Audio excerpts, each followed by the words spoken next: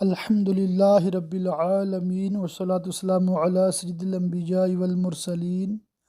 اما بعد فاعوذ باللہ من الشیطان الرجیم بسم اللہ الرحمن الرحیم۔ سبق نمبر 53 کتاب سیرت مصطفیٰ صلی اللہ تعالی علیہ وآلہ وصحبہ وبارک وسلم، اس کا صفحہ نمبر 714۔ اس کی چند لائنیں جو ہیں وہ ہم نے پچھلے سبق میں پڑھ لی تھیں، مگر میں پہلی لائن سے ہی انشاءاللہ تعالی شروع کروں گا تاکہ گفتگو کا جو ربط ہے وہ برقرار رہے۔ آپ صلی اللہ تعالی علیہ وآلہ وصحبہ وبارک وسلم کی سیرت مقدسہ تمام انبیاء علیہ السلام کی مقدس زندگیوں کا خلاصہ، اور آپ کی تعلیم تمام انبیاء کرام علیہ السلام کی تعلیمات کا عطر ہے، اور آپ دنیا میں ایک عالمگیر اور ابدی دین لے کر تشریف لائے تھے، اور عالم کائنات میں اولین و آخرین کے تمام اقوام و ملل آپ کی مقدس دعوت کے مخاطب تھے۔ اس لیے اللہ تعالیٰ نے آپ کی ذات مقدسہ کو انبیاء سابقین کے تمام معجزات کا مجموعہ بنا دیا، اور آپ کو قسم قسم کے ایسے بے شمار معجزات سے سرفراز فرمایا جو ہر طبقہ، ہر گروہ، ہر قوم اور تمام اہل مذاہب کے مزاج عقل و فہم کے لیے ضروری تھے۔ اسی لیے آپ کی صورت و سیرت، آپ کی سنت و شریعت، آپ کے اخلاق و عادات، آپ کے دن رات کے معمولات، غرض آپ کی ذات و صفات کی ہر ادا اور ایک ایک بات اپنے دامن میں معجزات کی ایک دنیا لیے ہوئے ہے۔ آپ پر جو کتاب نازل ہوئی وہ آپ کا سب سے بڑا اور قیامت تک باقی رہنے والا ایسا ابدی معجزہ ہے جس کی ہر آیات بینات کی کتاب اور جس کی سطر معجزات کا دفتر ہے۔ آپ کے معجزات عالم اعلیٰ اور عالم اسفل کی کائنات میں اس طرح جلوہ فگر ہوئے کہ فرش سے عرش تک آپ کے معجزات کی عظمت کا ڈنکا بج رہا ہے۔ روئے زمین پر جمادات، نباتات، حیوانات کے تمام عالموں میں آپ کے طرح طرح کے معجزات کی ایسی ہمہ گیر حکمرانی و سلطنت کا پرچم لہرایا کہ بڑے بڑے منکروں کو بھی آپ کی صداقت و نبوت کے آگے سرنگوں ہونا پڑا، اور معاندین کے سوا ہر انسان خواہ وہ کسی قوم و مذہب سے تعلق رکھتا ہو اور اپنی افتاد طبع اور مزاجی عقل کے لحاظ سے کتنی ہی منزل بلند پر فائز کیوں نہ ہو، مگر آپ کے معجزات کی کثرت اور ان کی نوعیت و عظمت کو دیکھ کر اس کو اس بات پر ایمان لانا ہی پڑا کہ بلا شبہ آپ نبی برحق اور خدا کے سچے رسول ہیں۔ خود آپ کی جسمانی اور روحانی خداداد طاقتوں پر اگر نظر ڈالی جائے تو پتہ چلتا ہے کہ آپ کی حیات مقدسہ کے مختلف دور کے محیر العقول کارنامے بجائے خود عظیم سے عظیم تر معجزات ہی معجزات ہیں۔ کبھی عرب کے ناقابل تسخیر پہلوانوں سے کشتی لڑ کر ان کو پچھاڑ دینا، کبھی دم زدن میں فرش زمین سے سدرۃ المنتہا پر گزرتے ہوئے عرش معلیٰ کی سیر، کبھی انگلیوں کے اشارہ سے چاند کے 2 ٹکڑے کر دینا، کبھی ڈوبے ہوئے سورج کو واپس لوٹا دینا، کبھی خندق کی چٹان پر پھاوڑا مار کر روم و فارس کی سلطنتوں میں اپنی امت کو پرچم اسلام لہراتا ہوا دکھا دینا، کبھی انگلیوں سے پانی کے چشمے جاری کر دینا، کبھی مٹھی بھر کھجور سے ایک بھوکے لشکر کو اس طرح راشن دینا کہ ہر سپاہی نے شکم سیر ہو کر کھا لیا، وغیرہ وغیرہ معجزات کا ظاہر کر دینا۔ یقیناً بلا شبہ یہ وہ معجزانہ واقعات ہیں کہ دنیا کا کوئی بھی سلیم العقل انسان ان سے متاثر ہوئے بغیر نہیں رہ سکتا۔ معجزات کثیرہ میں سے چند: حضور اقدس صلی اللہ تعالی علیہ وآلہ وسلم کے معجزات کی تعداد کا 1000 2000 کی گنتیوں سے شمار کرنا انتہائی دشوار ہے، کیونکہ ہم تحریر کر چکے ہیں کہ آپ کی ذات مقدسہ تمام انبیاء سابقین علیہم الصلاۃ والتسلیم کے معجزات کا مجموعہ ہے۔ اور ان کے علاوہ خداوند قدوس نے آپ کو دوسرے ایسے بے شمار معجزات بھی عطا فرمائے ہیں جو کسی نبی و رسول کو نہیں دیے گئے۔ اس لیے یہ کہنا آفتاب سے زیادہ تابناک حقیقت ہے کہ آپ کی مقدس زندگی کے تمام لمحات در حقیقت معجزات کی ایک دنیا اور خارق عادات کا ایک عالم اکبر ہے۔ ظاہر ہے کہ جب بڑی بڑی عظیم و ضخیم کتابوں کے مصنفین حضور صلی اللہ تعالی علیہ وآلہ وسلم کے تمام معجزات کو اپنی اپنی کتابوں میں جمع نہیں فرما سکے، تو ہماری اس مختصر کتاب کا تنگ دامن بھلا ان معجزات کثیرہ کا کس طرح متحمل ہو سکتا ہے؟ لیکن مثل مشہور ہے کہ ما لا یدرک کلہ لا یترک کلہ، یعنی جس چیز کو پورا پورا نہ حاصل کیا جا سکے اس کو بالکل ہی چھوڑ دینا بھی نہیں چاہیے، اور انگلش میں کہتے ہیں something is better than nothing. اس لیے میں نے مناسب سمجھا کہ اپنی اس مختصر کتاب میں چند معجزات کا بھی ذکر کروں، تاکہ اس کتاب کا دامن معجزات نبوت کے گلہائے رنگا رنگ سے بالکل ہی خالی نہ رہ جائے، چونکہ ہم عرض کر چکے کہ ہمارے حضور نبی آخر الزمان صلی اللہ علیہ وآلہ وسلم کہ معجزات عالم اسفل ہی تک محدود نہیں بلکہ عالم اسفل و عالم اعلیٰ دونوں جہانوں میں معجزات نبویہ کی حکمرانی ہے۔ اس لیے ہم چند اقسام کے معجزات کی چند مثالیں مختلف عنوانوں کے تحت درج کرتے ہیں۔ آسمانی معجزات، چاند 2 ٹکڑے ہو گیا۔ حضور ختم النبیین صلی اللہ تعالی علیہ وآلہ وسلم کے معجزات میں شق القمر کا معجزہ بہت ہی عظیم الشان اور فیصلہ کن معجزہ ہے۔ حدیثوں میں آیا ہے کہ کفار مکہ نے آپ سے یہ مطالبہ کیا کہ آپ اپنی نبوت کی صداقت پر بطور دلیل کے کوئی معجزہ اور نشانی دکھائیے۔ اس وقت آپ نے ان لوگوں کو شق القمر کا معجزہ دکھایا کہ چاند 2 ٹکڑے ہو کر نظر آیا۔ چنانچہ حضرت عبداللہ بن مسعود، حضرت عبداللہ بن عباس، حضرت انس بن مالک، حضرت جبیر بن مطعم، حضرت علی بن ابی طالب، حضرت عبداللہ بن عمر، حضرت حذیفہ بن یمان رضی اللہ تعالی عنہم نے اس واقعے کی روایت کی ہے۔ ان روایات میں سب سے زیادہ صحیح اور مستند حضرت عبداللہ بن مسعود رضی اللہ تعالیٰ عنہ کی روایت ہے، جو بخاری و مسلم و ترمذی وغیرہ میں مذکور ہے۔ حضرت عبداللہ بن مسعود رضی اللہ تعالیٰ عنہ اس موقع پر موجود تھے اور انہوں نے اس معجزہ کو اپنی آنکھوں سے دیکھا تھا۔ ان کا بیان ہے کہ حضور صلی اللہ تعالی علیہ وآلہ وسلم کے زمانے میں چاند 2 ٹکڑے ہو گیا، ایک ٹکڑا پہاڑ کے اوپر اور ایک ٹکڑا پہاڑ کے نیچے نظر آ رہا تھا۔ آپ نے کفار کو یہ منظر دکھا کر ان سے ارشاد فرمایا کہ گواہ ہو جاؤ، گواہ ہو جاؤ۔ سبحان اللہ، یہ بخاری شریف کی روایت ہے۔ ان احادیث مبارکہ کے علاوہ اس عظیم الشان معجزہ کا ذکر قرآن مجید میں بھی ہے۔ چنانچہ ارشاد ربانی ہے کہ قیامت قریب آ گئی اور چاند پھٹ گیا، اور یہ کفار اگر کوئی نشانی دیکھتے ہیں تو اسے منہ پھیر لیتے ہیں اور کہتے ہیں کہ یہ جادو تو ہمیشہ سے ہوتا چلا آیا ہے۔ اس آیت کا صاف و صریح مطلب یہی ہے کہ قیامت قریب آ گئی اور دنیا کی عمر کا قلیل حصہ باقی رہ گیا، کیونکہ چاند کا 2 ٹکڑے ہو جانا جو علامات قیامت میں سے تھا وہ حضور صلی اللہ تعالی علیہ وآلہ وسلم کے زمانہ میں ہو چکا، مگر یہ واضح ترین اور فیصلہ کن معجزہ دیکھ کر بھی کفار مکہ مسلمان نہیں ہوئے، بلکہ ظالموں نے یہ کہا کہ محمد صلی اللہ علیہ وآلہ وسلم نے ہم لوگوں پر جادو کر دیا، اور اس قسم کی جادو کی چیزیں تو ہمیشہ ہوتی ہی رہتی ہیں، معاذ اللہ۔ ایک غلط فہمی کا ازالہ۔ آیت مذکورہ بالا کے بارے میں بعض ان ملحدین کا جو معجزہ شق القمر کے منکر ہے، یہ خیال ہے کہ اس شق القمر سے مراد خالص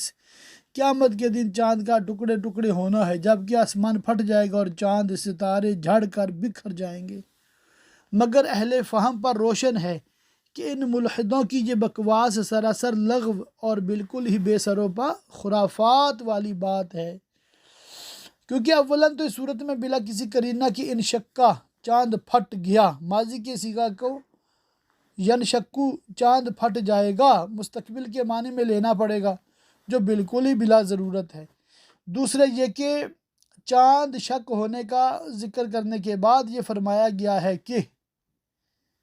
یعنی شق القمر کی عظیم الشان نشانی کو دیکھ کر کفار نے یہ کہا کہ یہ جادو ہے جو ہمیشہ سے ہوتا آیا ہے۔ ظاہر ہے کہ جب کفار مکہ نے شق القمر کا معجزہ دیکھا تو اس کو جادو کہا، ورنہ کھلی ہوئی بات ہے کہ قیامت کے دن جب آسمان پھٹ جائے گا، چاند ستارے ٹکڑے ٹکڑے ہو کر جھڑ جائیں گے اور تمام انسان مر جائیں گے، تو اس وقت اس کو جادو کہنے والا بھلا کون ہوگا؟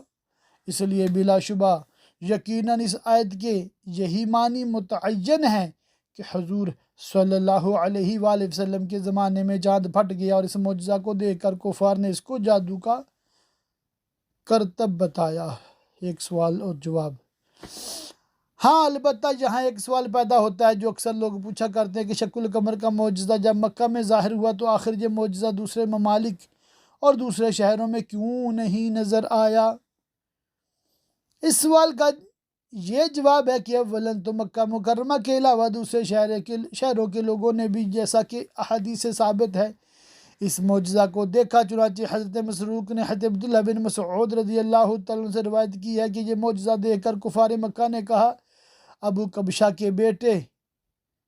یعنی محمد صلی اللہ علیہ وآلہ وسلم نے تم لوگوں پر جادو کر دیا ہے۔ پھر ان لوگوں نے آپس میں یہ طے کیا کہ باہر سے آنے والے لوگوں سے پوچھنا چاہیے کہ دیکھیں وہ لوگ اس بارے میں کیا کہتے ہیں، کیونکہ محمد صلی اللہ علیہ وآلہ وسلم کا جادو تمام انسانوں پر نہیں چل سکتا۔ چنانچہ باہر سے آنے والے مسافروں نے بھی یہ گواہی دی کہ ہم نے بھی شق القمر دیکھا ہے۔ اور اگر یہ تسلیم بھی کر لیا جائے کہ دوسرے ممالک اور شہروں کے باشندوں نے اس معجزہ کو نہیں دیکھا، تو کسی چیز کو نہ دیکھنے سے یہ کب لازم آتا ہے کہ وہ چیز ہوئی نہیں؟ آسمان میں روزانہ قسم قسم کے آثار نمودار ہوتے رہتے ہیں، مثلاً رنگ برنگ کے بادل، کوس قزح، ستاروں کا ٹوٹنا، مگر یہ سب آثار انہی لوگوں کو نظر آتے ہیں جو اتفاق سے اس وقت آسمان کی طرف دیکھ رہے ہوں، دوسرے لوگوں کو نظر نہیں آتے۔ اسی طرح دوسرے ممالک اور شہروں میں یہ معجزہ نظر نہ آیا۔ نظر نہ آنے کی ایک وجہ یہ بھی ہو سکتی ہے کہ اختلاف مطالعے کی وجہ سے بعض مقامات پر ایک وقت میں چاند کا طلوع ہوتا ہے اور اس وقت میں دوسرے شہروں کے اندر چاند کا طلوع ہی نہیں ہوتا۔ اسی لیے جب چاند میں گرہن لگتا ہے تو تمام ممالک میں گرہن نظر نہیں آتا، اور بعض مرتبہ ایسا بھی ہوتا ہے کہ دوسرے ملکوں اور شہروں میں ابر یا پہاڑ وغیرہ کے حائل ہو جانے سے کسی وقت چاند نظر نہیں آتا۔ اس موقع پر مناسب معلوم ہوتا ہے کہ ہم یہاں وہ نقشہ بعین ہی نقل کر دے جو قاضی محمد سلیمان صاحب سلمان منصور پوری نے اپنی کتاب رحمت للعالمین میں تحریر کیا ہے، جس سے یہ معلوم ہوتا ہے کہ جس وقت مکہ مکرمہ میں معجزہ شق القمر واقع ہوا، اس وقت دنیا کے بڑے بڑے ممالک میں کیا اوقات تھے۔ اس نقشہ کی ذمہ داری مصنف رحمت للعالمین کے اوپر ہے، ہم صرف نقل مطابق اصل ہونے کے ذمہ دار ہیں۔ ان کی عبارت اور نقشہ حسب ذیل ہے، ملاحظہ فرمائیے۔ اس سے بڑھ کر اب ہم دکھلانا چاہتے ہیں کہ اگر مکہ معظمہ میں یہ واقعہ رات کو 9 بجے وقوع پذیر ہوا تو اس وقت دنیا کے بڑے بڑے ممالک میں کیا اوقات تھے۔ نام، ملک، گھنٹہ، منٹ، دن یا رات۔ یہاں پر مختلف ممالک کے نام لکھے ہوئے ہیں اور ہندوستان کے وقت سے ان کا جو ڈیفرنس ہے، جو فرق ہے، وہ بھی لکھا ہوا ہے۔ اور آج کے ٹیکنالوجی کے دور میں ظاہر ہر بندہ سمجھتا ہے۔ اس وقت جو میں سبق ریکارڈ کر رہا ہوں UK کے 7:33 ہوئے ہیں شام کے، اور پاکستان والے 4 گھنٹے مجھ سے آگے ہیں، 8، 9، 10، 11، تو 11:33 ہوئے ہیں، اور انڈیا کا غالباً آدھے گھنٹے کا کوئی ڈیفرنس ہے۔ تو یوں مطلب کہ ہر ملک میں علیحدہ علیحدہ حساب کتاب ہے۔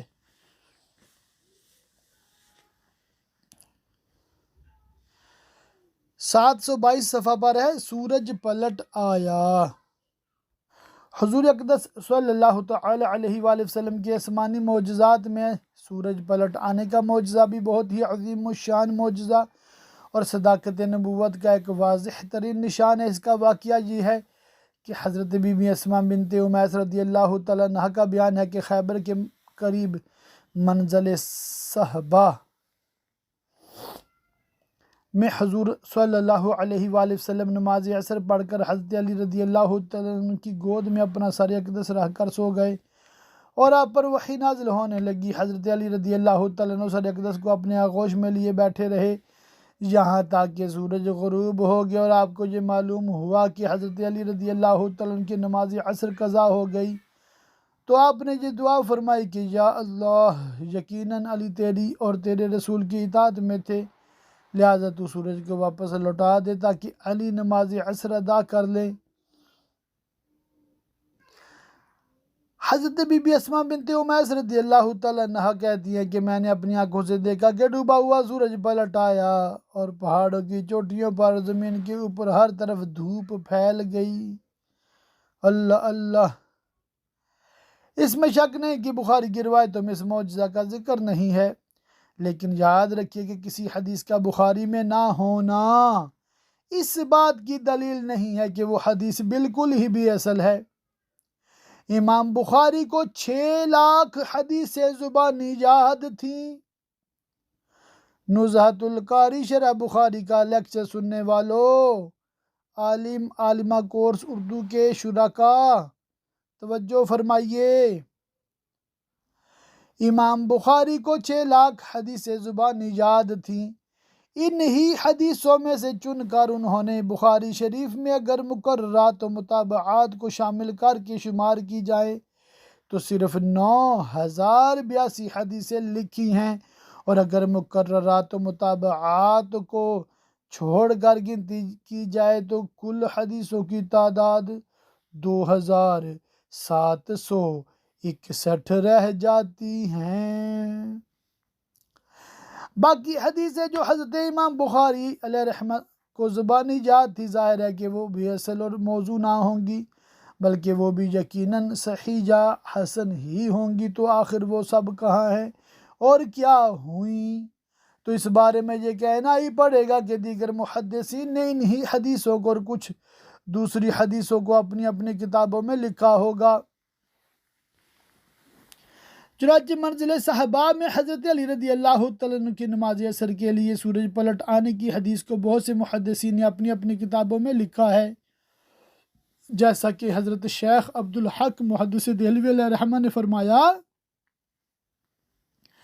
کہ حضرت امام ابو جعفر طحاوی، احمد بن صالح و امام طبرانی و قاضی عیاض نے اس حدیث کو اپنی اپنی کتابوں میں تحریر فرمایا ہے، اور امام طحاوی نے تو یہ بھی تحریر فرمایا ہے کہ امام احمد بن صالح جو امام احمد بن حنبل کی ہم پلہ ہیں فرمایا کرتے تھے کہ یہ روایت عظیم ترین معجزہ اور علامات نبوت میں سے ہے، لہذا اس کو یاد کرنے میں اہل علم کو نہ پیچھے رہنا چاہیے نہ غفلت برتنی چاہیے۔ بہرحال جن جن محدثین نے اس حدیث کو اپنی اپنی کتابوں میں لکھا ہے ان کی ایک مختصر فہرست یہ ہے۔ اللہ اللہ! یہ فہرست اور علماء کے نام یہ آپ خود دیکھ لیجئے گا۔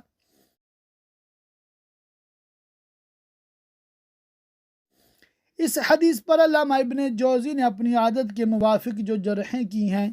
اس حدیث کو موضوع قرار دیا ہے۔ حضرت علامہ عینی نے عمدۃ القاری جلد 7 صفحہ 146 میں تحریر فرمایا ہے کہ علامہ ابن جوزی کی جرحیں قابل التفات نہیں ہیں۔ حضرت امام ابو جعفر طحاوی رحمۃ اللہ علیہ نے اس حدیث کو سندیں لکھ کر فرمایا کہ ہذان الحدیثان ثابتان ورواۃہما ثقات، یہ دونوں روایتیں ثابت ہیں اور ان کے راوی ثقہ ہیں۔ یہ شفا شریف میں لکھا ہوا ہے۔ اسی طرح حضرت شیخ عبدالحق محدث دہلوی رحمۃ اللہ تعالی علیہ نے بھی علامہ ابن جوزی کی جرحوں کو رد کر دیا اور اس حدیث کے صحیح اور حسن ہونے کی پرزور تائید فرمائی ہے۔ اسی طرح ازالۃ خفا میں علامہ محمد بن یوسف دمشقی رحمۃ اللہ علیہ کی کتاب کی یہ عبارت منقول ہے کہ تم جان لو کہ اس حدیث کو امام طحاوی نے اپنی کتاب شرح مشکل الآثار میں حضرت اسماء بنت عمیس رضی اللہ تعالی عنہا سے 2 سندوں کے ساتھ روایت کیا ہے، اور فرمایا ہے کہ یہ دونوں حدیث ثابت ہیں اور ان دونوں کے روایت کرنے والے ثقہ ہیں، اور اس حدیث کو قاضی ایاز نے شفا میں اور حافظ ابن سید الناس نے بشر للبیب میں اور حافظ علاء الدین مغلطائی نے اپنی کتاب الزہر الباسم میں نقل کیا ہے، اور ابو الفتح ازدی نے اس حدیث کو صحیح بتایا، اور ابو زرع عراقی اور ہمارے شیخ جلال الدین سیوطی نے الدر المنتشرہ فی احادیث المشتہرہ میں اس حدیث کو حسن بتایا، اور حافظ احمد بن صالح نے فرمایا کہ تم کو یہی کافی ہے، اور علماء کو اس حدیث سے پیچھے نہیں رہنا چاہیے، کیونکہ یہ نبوت کے بہت بڑے معجزات میں سے ہے۔ اور حدیث کے حفاظ نے اس بات کو برا مانا کہ ابن جوزی نے اس حدیث کو کتاب الموضوعات میں ذکر کر دیا ہے۔ سورج ٹھہر گیا۔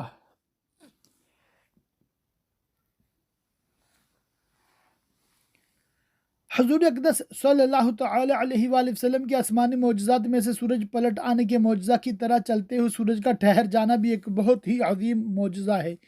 جو معراج کی رات گزر کر دن میں وقوع پذیر ہوا۔ چنانچہ یونس بن بکیر نے ابن اسحاق سے روایت کی ہے کہ جب کفار قریش نے حضور اقدس صلی اللہ علیہ وآلہ وسلم سے اپنے اس قافلہ کے حالات دریافت کیے جو ملک شام سے مکہ آ رہا تھا، تو آپ نے فرمایا کہ ہاں، میں نے تمہارے اس قافلہ کو بیت المقدس کے راستے میں دیکھا ہے، اور وہ بدھ کے دن مکہ آ جائے گا۔ چنانچہ قریش نے بدھ کے دن شہر سے باہر نکل کر اپنے قافلہ کی آمد کا انتظار کیا، جہاں تک کہ سورج غروب ہونے لگا اور قافلہ نہیں آیا۔ اس وقت حضور صلی اللہ علیہ وآلہ وسلم نے بارگاہ الہی میں دعا مانگی، تو اللہ تعالیٰ نے سورج کو ٹھہرا دیا اور ایک گھڑی دن کو بڑھا دیا، یہاں تک کہ وہ قافلہ آن پہنچا۔ واضح رہے کہ حبس الشمس یعنی سورج کو ٹھہرا دینے کا معجزہ یہ حضور علیہ السلام ہی کے لیے مخصوص نہیں، بلکہ انبیاء سابقین میں سے حضرت یوشع بن نون علیہ السلام کے لیے بھی یہ معجزہ ظاہر ہو چکا ہے، جس کا واقعہ یہ ہے کہ جمعہ کے دن وہ بیت المقدس میں قوم جبارین سے جہاد فرما رہے تھے، ناگہاں سورج ڈوبنے لگا، اور یہ خطرہ پیدا ہو گیا کہ اگر سورج غروب ہو گیا تو سنیچر یعنی سیچرڈے یعنی ہفتے کا دن آ جائے گا، اور سنیچر کے دن موسوی شریعت کے حکم کے مطابق جہاد نہ ہو سکے گا۔ تو اس وقت اللہ تعالیٰ نے ایک گھڑی تک یعنی 1 گھنٹے تک تقریباً سورج کو چلنے سے روک دیا، یہاں تک کہ حضرت یوشع بن نون علیہ السلام قوم جبارین پر فتح یاب ہو کر جہاد سے فارغ ہو گئے۔ اللہ اللہ۔ معراج شریف۔ حضور اکرم صلی اللہ تعالی علیہ وآلہ وسلم کے آسمانی معجزات میں سے معراج کا واقعہ بھی بہت زیادہ اہمیت کا حامل اور ہماری مادی دنیا سے بالکل ہی ماوراء اور عقل انسانی کے قیاس و گمان کی سرحدوں سے بہت زیادہ بالا تر ہے۔ معراج کا دوسرا نام اسرا بھی ہے، اور اسرا کے معنی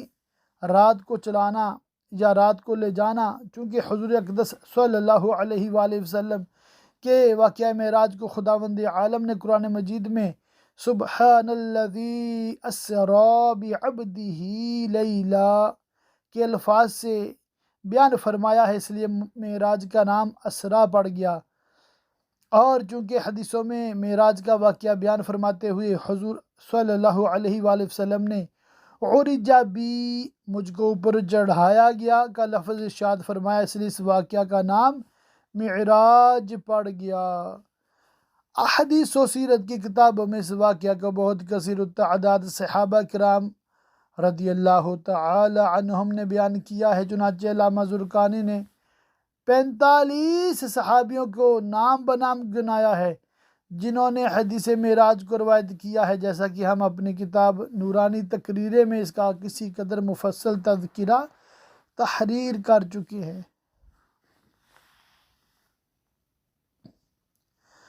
معراج کب ہوئی؟ معراج کی تاریخ، دن اور مہینہ میں بہت زیادہ اختلافات ہیں،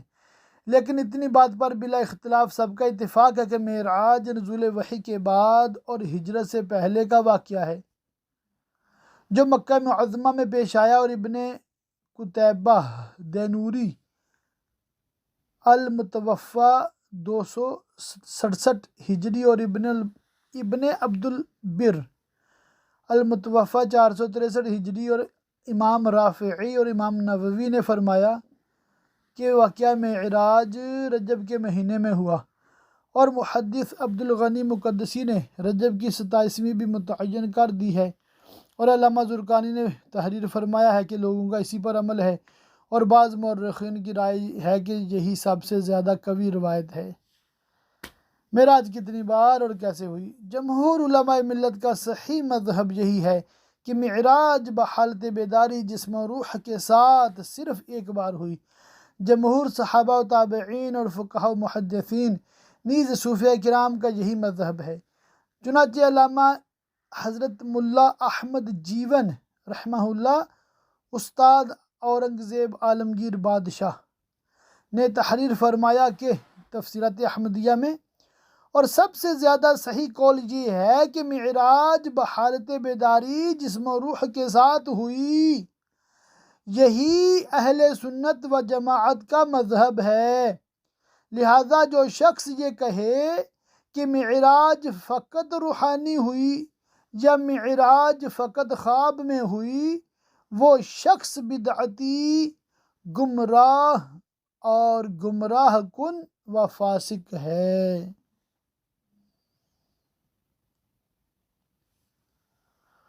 دیدار الہی۔ کیا معراج میں حضور صلی اللہ علیہ وآلہ وسلم نے خداوند تعالیٰ کو دیکھا؟ اس مسئلہ میں سلف صالحین کا اختلاف ہے۔ حضرت عائشہ رضی اللہ تعالیٰ عنہا اور بعض صحابہ نے فرمایا کہ معراج میں آپ نے اللہ تعالیٰ کو نہیں دیکھا، اور ان حضرات نے ما کذب الفؤاد ما رآ کی تفسیر میں یہ فرمایا کہ آپ نے خدا کو نہیں دیکھا، بلکہ معراج میں حضرت جبریل علیہ السلام کو ان کی اصلی شکل و صورت میں دیکھا کہ ان کے 600 پر تھے۔ اور بعض سلف مثلا حضرت سعید بن جبیر تابعین اس مسئلہ میں کہ دیکھا یا نہ دیکھا کچھ بھی کہنے سے توقف فرمایا، مگر صحابہ کرام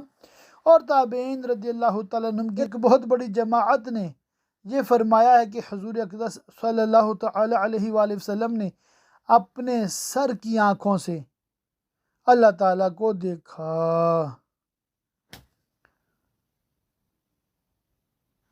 چنانچہ عبداللہ بن حارث نے روایت کیا ہے کہ حضرت عبداللہ بن عباس رضی اللہ تعالیٰ عنہما اور حضرت کعب رضی اللہ تعالیٰ عنہ ایک مجلس میں جمع ہوئے، تو حضرت عبداللہ بن عباس رضی اللہ تعالیٰ عنہما نے فرمایا کہ کوئی کچھ بھی کہتا رہے، لیکن ہم بنی ہاشم کے لوگ یہی کہتے ہیں کہ بلا شبہ حضرت محمد صلی اللہ تعالیٰ علیہ وآلہ وسلم نے یقیناً اپنے رب کو معراج میں 2 مرتبہ دیکھا۔ یہ سن کر حضرت کعب رضی اللہ تعالیٰ عنہ نے اس زور کے ساتھ نعرہ مارا کہ پہاڑیاں گونج اٹھیں، اللہ اکبر، اور فرمایا کہ بے شک حضرت موسیٰ علیہ السلام نے خدا سے کلام کیا، اور حضرت محمد صلی اللہ علیہ وآلہ وسلم نے خدا کو دیکھا۔ کس کو دیکھا یہ موسیٰ سے پوچھے کوئی، آنکھ والوں کی ہمت پہ لاکھوں سلام۔ اسی طرح حضرت ابو ذر غفاری رضی اللہ تعالیٰ عنہ نے ما کذب الفؤاد ما رآ کی تفسیر میں فرمایا کہ حضور نبی صلی اللہ علیہ وآلہ وسلم نے اپنے رب کو دیکھا۔ اسی طرح حضرت معاذ بن جبل رضی اللہ تعالیٰ عنہ نے حضور صلی اللہ علیہ وآلہ وسلم سے روایت کیا ہے کہ رأیت ربی، یعنی میں نے اپنے رب کو دیکھا۔ محدث عبد الرزاق ناقل ہیں کہ حضرت امام حسن بصری اس بات پر حلف اٹھاتے تھے کہ یقیناً حضرت محمد صلی اللہ تعالی علیہ وآلہ وسلم نے اپنے رب کو دیکھا، اور بعض متکلمین نے نقل کیا ہے کہ حضرت عبداللہ بن مسعود رضی اللہ تعالیٰ عنہ صحابی کا بھی یہی مذہب تھا۔ اور ابن اسحاق ناقل ہیں کہ حاکم مدینہ مروان نے حضرت ابو ہریرہ رضی اللہ تعالیٰ عنہ سے سوال کیا کہ کیا حضرت محمد صلی اللہ علیہ وآلہ وسلم نے اپنے رب کو دیکھا؟ تو آپ نے جواب دیا کہ جی ہاں۔ اسی طرح نقاش نے حضرت امام احمد بن حنبل رضی اللہ تعالیٰ عنہ کے بارے میں ذکر کیا کہ آپ نے یہ فرمایا کہ میں عبداللہ بن عباس رضی اللہ تعالیٰ عنہما کے مذہب کا قائل ہوں کہ حضور صلی اللہ تعالی علیہ وآلہ وسلم نے خدا کو دیکھا دیکھا دیکھا، اتنی دیر تک وہ دیکھا کہتے رہے کہ ان کی سانس ٹوٹ گئی۔ صحیح بخاری میں حضرت انس رضی اللہ تعالیٰ عنہ سے شریک بن عبداللہ نے جو معراج کی روایت کی ہے، اس کے آخر میں یہ ہے کہ حضور صلی اللہ تعالی علیہ وآلہ وسلم سدرۃ المنتہا پر تشریف لائے، اور عزت والا جبار اللہ تعالیٰ یہاں تک قریب ہوا اور نزدیک آیا کہ 2 کمانوں یا اس سے بھی کم کا فاصلہ رہ گیا۔ بہرحال علماء اہل سنت کا یہی مسئلہ ہے کہ حضور صلی اللہ تعالی علیہ وآلہ وسلم نے شب معراج میں اپنے سار کی آنکھوں سے اللہ تعالیٰ کی ذات مقدسہ کا دیدار کیا۔ اس معاملہ میں رؤیت کے علاوہ ایک روایت بھی خاص طور پر قابل توجہ، اور وہ یہ ہے کہ اپنے محبوب کو اللہ تعالیٰ نے انتہائی شوکت و شان اور آن بان کے ساتھ اپنا مہمان بنا کر عرش اعظم پر بلایا، اور خلوت گاہ راز میں کہ ناز و نیاز کے کلاموں سے سرفراز بھی فرمایا، مگر ان بے پناہ عنایتوں کے باوجود اپنے حبیب کو اپنا دیدار نہیں دکھایا اور حجاب فرمایا۔ یہ ایک ایسی بات ہے جو مزاج عشق و محبت کے نزدیک مشکل ہی سے قابل قبول ہو سکتی ہے، کیونکہ کوئی شاندار میزبان اپنے شاندار مہمان کو اپنی ملاقات سے محروم رکھے اور اس کو اپنا دیدار نہ دکھائے، یہ عشق و محبت کا ذوق رکھنے والوں کے نزدیک بہت ہی ناقابل فہم بات ہے۔ لہذا ہم عشق بازوں کا گروہ تو امام احمد بن حنبل رحمۃ اللہ تعالی علیہ کی طرح اپنی آخری سانس تک یہی کہتا رہے گا کہ اور کوئی غیب کیا تم سے نہاں ہو بلا،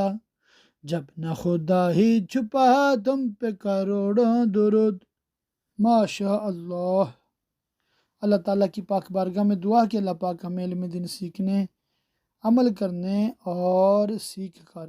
یاد رکھ کر دوسروں تک پہنچانے کی توفیق رفیق مرحمت فرمائے، آمین بجاہ النبی الامین وصلی اللہ تعالی علیہ وآلہ وصحبہ وبارک وسلم۔